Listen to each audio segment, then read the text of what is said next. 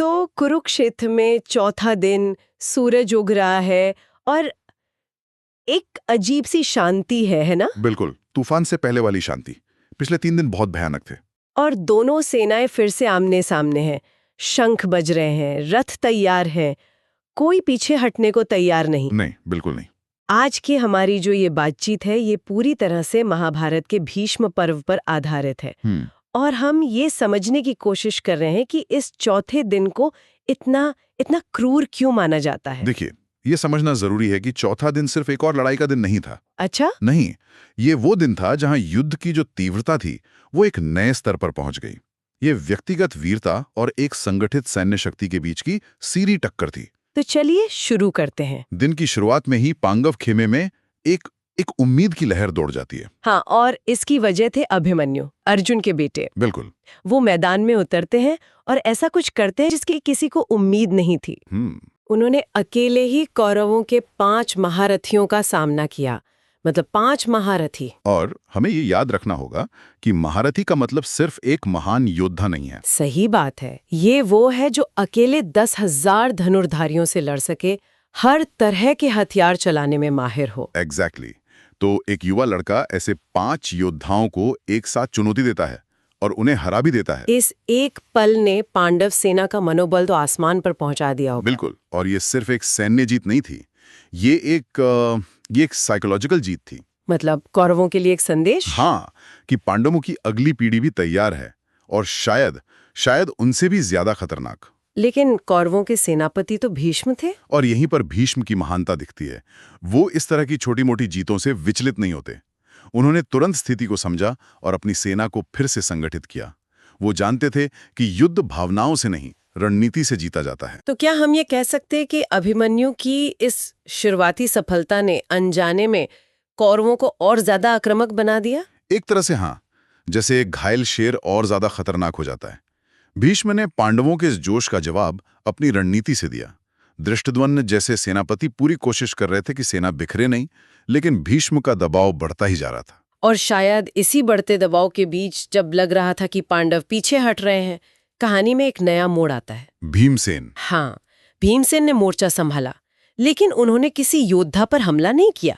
नहीं, उनका निशाना कुछ और था। उनका निशाना थी कौरव सेना की सबसे बड़ी ताकत, उनकी गज सेना, हाथियों की विशाल टुकड़ी। मैं जब इसके बारे में पढ़ रही थी तो मैं सोच रही थी कि ये देखने में कैसा लगा होगा। एक अकेला आदमी हाथियों की पूरी सेना से भिड़ रहा है। ये किसी फिल्म के सीन जैसा लगता है। उन्होंने अपनी गदा से हाथियों को मारना शुरू कर दिया, कुछ को तो उन्होंने उठाकर ही फेंक दिया। पर इसके पीछे कोई रणनीति थी या ये सिर्फ भीम का क्रोध था? देखिए, ये सिर्फ ब्रूट फोर्स नहीं था, ये साइकोलॉजिकल वॉरफेयर था, एक सोची समझी रणनीति। अच्छा। वो कैसे? युद्ध में हाथी एक टैंक की तरह होते हैं, वो दुश्मन में खौफ पैदा करते हैं। सही। भीम ने इसी खौफ को हथियार की तरह इस्तेमाल किया। जब एक हाथी भयानक तरीके से मारा जाता है तो आसपास के 10 हाथी आतंकित होकर अपनी ही सेना को रौंदने लगते हैं। मतलब अपनी ही सेना में भगदड़ मचा दो। बिल्कुल। भीम एक योद्धा की तरह नहीं, एक टेरर वेपन की तरह काम कर रहे थे और दुर्योधन ये तुरंत समझ गया। और इसीलिए वो खुद भीम को रोकने के लिए आगे आया। हाँ, दुर्योधन और उसके भाई। जिसके बाद भीम का सामना सीधे दुर्योधन से होता है और लड़ाई के दौरान भीम मूर्छित हो जाते हैं। हाँ, दुर्योधन का एक तीर उन्हें लगता है और वो कुछ देर के लिए अपने रथ में गिर पड़ते हैं।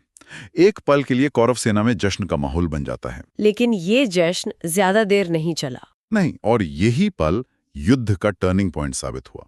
भीम जब होश में आते हैं तो उनका क्रोध किसी भी सीमा को पार कर जाता है। और फिर वो होता है जो शायद युद्ध को हमेशा के लिए बदल देता है। वो धृतराष्ट्र के 8 बेटों का वध कर देते हैं, एक एक करके। 8 बेटे, ये सिर्फ सैनिकों की मौत नहीं थी, ये राजा के बेटों की मौत थी। अपने ही भाई, चचेरे भाई। इस घटना ने तो कौरव खेमे में शोक और डर की एक ऐसी लहर दौड़ा दी होगी जिससे उबरना मुश्किल था। बिल्कुल। दुर्योधन के लिए ये एक बहुत बड़ा व्यक्तिगत आघात था और यहीं पर युद्ध की सारी सीमाएं, सारे रिश्ते वो खत्म हो जाते हैं।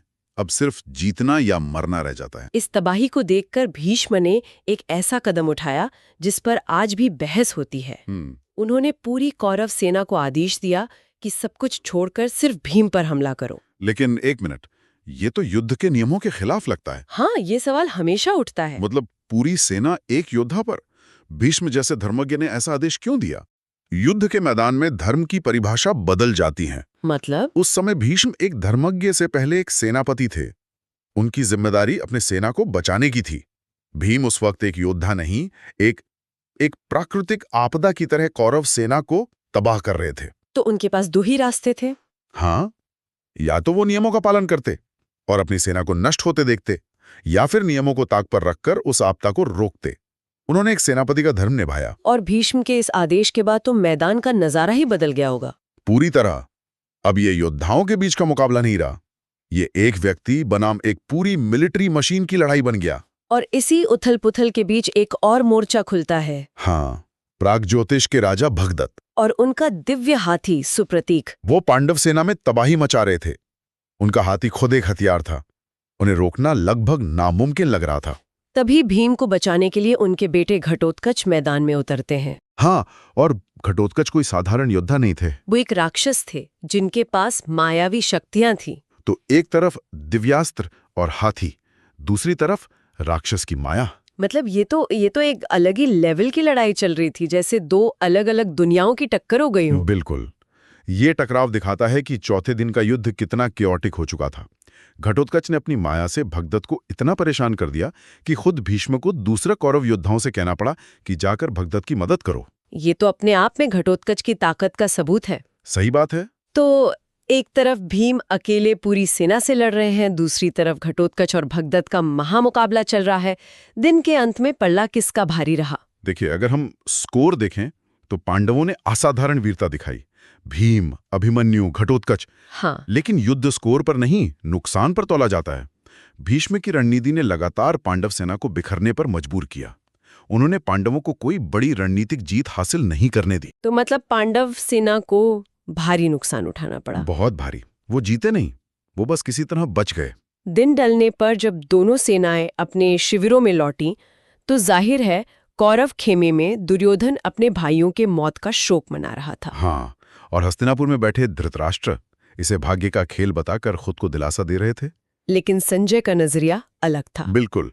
संजय, जो अपनी दिव्य दृष्टि से ये सब देख रहे थे, उन्होंने धृतराष्ट्र से कहा कि ये भाग्य नहीं है, ये पांडवों का पराक्रम है और उनके पक्ष में खड़ा धर्म है। ये एक दिलचस्प पॉइंट है।